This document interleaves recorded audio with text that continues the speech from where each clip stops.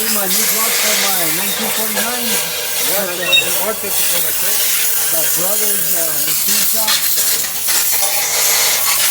Part 3 of my video. I bought another crank, and the crank was bad. So, hey, thank you, brother. Have a good day. Take care. Yeah, the crank was bad. There's brothers in Ontario.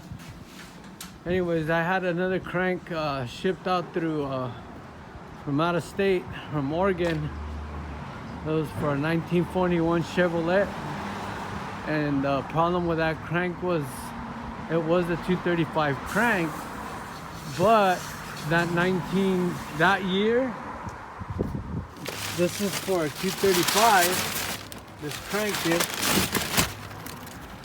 but it only fits the 1941 235. It won't fit the 49 and the 50, so lost more time and money here.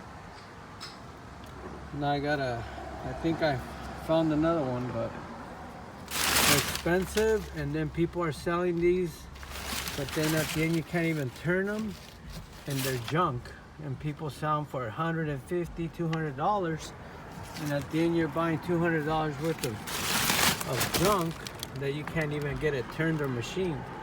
You gotta be careful with this old 235 cranks or whatever old car you're rebuilding.